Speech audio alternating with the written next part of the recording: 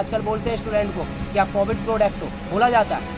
तो ये जो सारे मसले हैं, ये चीज़ हमने सामने रखी और उनको समझ में आया है कि हाँ जेन्युइन प्रॉब्लम है। इलाहाबाद यूनिवर्सिटी ने करा दिया, BHU ने करा दिया, बहुत सारी यूनिवर्सिटीज़ ने करा दिया, तो हमारा क्यों नहीं। हम तो मंडे फिर से हमें एक बार बुलाया गया, स्टूडेंट को किसी को नहीं पहुंचना, सिर्फ मैं और एक हमारे साथी अंकुर भाई, हम दोनों लोग जाएंगे और उसमें देखते हैं कि क्या हो सकता है। आज पॉजिटिव रहा और उनको चीज़ें हमारी समझ में आई है कि हाँ आपकी जेन्युइन प्रॉब्लम है। उन्होंने भी एग्री किया इस चीज़ पर कि अगर बाकी यूनिवर्सिटी करा रही है तो DUK को भी कराना चाहिए। ये सारा डिस्क्रिमिनेशन हो रहा है क्योंकि छात्रों को पहले तोड़ दिया गया था, वो आपको भी पता है, उनको डीमोटिवेट कर दिया गया था। लेकिन ये वो छात्र हैं जो शेर हैं और जो हमेशा लड़ते रहेंगे। शर्म की बड़ी बात है कि जिसको प्रेसिडेंट आप लोगों ने बनाया वो आपका सपोर्ट नहीं कर रहे हैं, इवन प्रोटेस्ट तोड़ रहे हैं। तो इस टाइप की कुछ राजनीति ना करें। अगर बच्चों को सपोर्ट नहीं कर सकते तो आराम से शांति से बैठ जाएं। मैं उनको यही बोल रहा हूँ कि आपके अंदर अभी भी ताकत है, आप बच्चों का OB करा दो और इस क्रेडिट को हम अभी भी उनको दे देंगे। जाओ, मैं बोल के चल रहा हूँ, वो एक नोटिस ले आए और सारा क्रेडिट उनको उठा के दे। सारा मिली भगत है सब लोगों की, वो चाहते ही नहीं है कि यूनिवर्सिटी खुलवाई थी, उन्होंने पुतला फूके थे, आज एक रस्सी नहीं फूकी। वो कहते हैं जी हम सपोर्ट कर रहे हैं।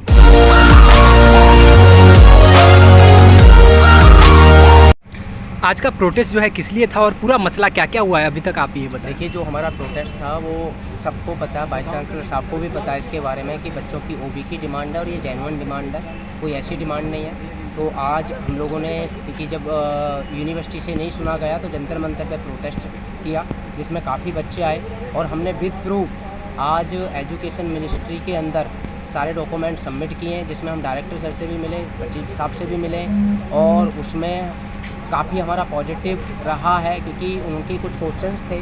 पहला क्वेश्चन ये था, भाई आप OB चाह रहे हैं तो आपके तो मार्क्स बड़े अच्छे आ जाएंगे ऑनलाइन। तो हमने उनको बहुत सारे प्रूफ दिखाए कि देखिए इलाहाबाद यूनिवर्सिटी ने करा दिया, BHU ने करा दिया, बहुत सारी यूनिवर्सिटीज़ ने करा दिया, तो हमारा क्यों नहीं। हम प्रिंट उसका लेके गए थे, आपने देखा भी होगा। तो मन की जब उन बच्चों के अगर ऑनलाइन हो रहे तो मैंने उनसे पूछा कि उनके मार्क्स कम आएंगे या ज़्यादा आएंगे, तो बोला अच्छे मार्क्स आएंगे।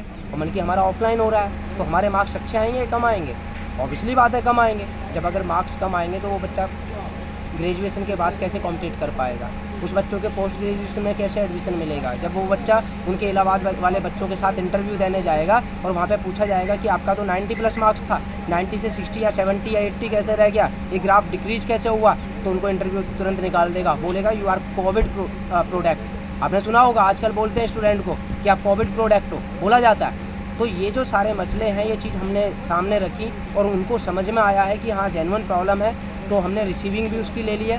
तो मंडे फिर से हमें एक बार बुलाया गया, स्टूडेंट को किसी को नहीं पहुंचना, सिर्फ मैं और एक हमारे साथी अंकुर भाई, हम दोनों लोग जाएंगे और उसमें देखते हैं कि क्या हो सकता है। तो बाकी ये है कि अभी तक पॉजिटिव रिजल्ट है, आगे देखना है कि पॉजिटिव होगा नेगेटिव होगा, हमें कुछ नहीं पता है। लेकिन हाँ आज पॉजिटिव रहा और उनको चीज़ें हमारी समझ में आई है कि हाँ आपकी जेन्युइन प्रॉब्लम है। उन्होंने भी एग्री किया इस चीज़ पे कि अगर बाकी यूनिवर्सिटी करा रही है तो DUK को भी कराना चाहिए। ये सारा डिस्क्रिमिनेशन हो रहा है। तो इतनी बातें हो रही। एक सवाल और कि लगभग 6 से 7 लाख बच्चे पढ़ते हैं, चाहे वो SOL हो या फिर रेगुलर हो, लेकिन यहाँ पे लगभग 100 से 150 में बच्चे ही जो है आ पाए।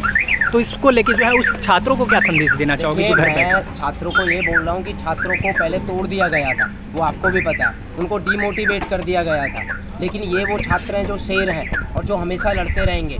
और यहाँ पर संख्या की ज़रूरत ही नहीं थी हमको, हमें तो एक प्रोसेस के लिए ज़रूरत थी। हमारा स्ट्रॉन्ग प्रोसेस था, स्ट्रॉन्ग प्लानिंग थी, क्योंकि संख्या से भी ज़्यादा कुछ नहीं होता है अगर आपका प्रोसेस नहीं है, आप मैनेज नहीं कर पाते हैं।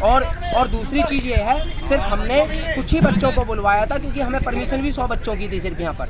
तो हमने सिर्फ कॉल कर करके कुछ ही बच्चों को बुलवाया। अगर हम चाहते पूरे यूनिवर्सिटी के बच्चों को यहाँ पे बुलवा सकते थे, लेकिन हमने सबको नहीं बुलवाया। 100 बच्चों की परमिशन थी, सिर्फ कॉल करके बच्चों को बुलवाया।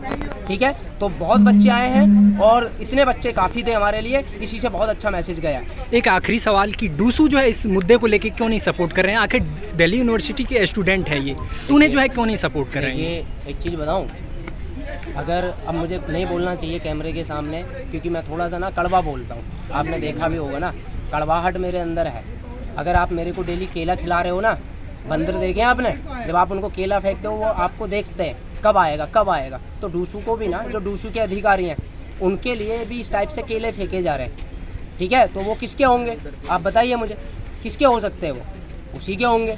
और लेकिन ये शर्म की बड़ी बात है कि जिसको प्रेसिडेंट आप लोगों ने बनाया वो आपका सपोर्ट नहीं कर रहे हैं, इवन प्रोटेस्ट तोड़ रहे हैं। तो इस टाइप की कुछ राजनीति ना करें। अगर बच्चों को सपोर्ट नहीं कर सकते तो आराम से शांति से बैठ जाएं, ठीक है। लेकिन अब वो बैठ चुके हैं शांति से, तो मैं उनको यही बोल रहा हूँ कि आपके अंदर अभी भी ताकत है, आप बच्चों का OB करा दो और इस क्रेडिट को हम अभी भी उनको दे देंगे। जाओ, मैं बोल के चल रहा हूँ, वो एक नोटिस ले आए और सारा क्रेडिट उनको उठा के दे देंगे हम, लेकिन कराएं तो सही, ठीक है। तो ये सारा मिली भगत है सब लोगों की, वो चाहते ही नहीं है कि, क्योंकि उन्होंने पहले, आपको पता नहीं है, जब यूनिवर्सिटी खुलवाई थी उन्होंने पुतला फूके थे, आज एक रस्सी नहीं फूकी।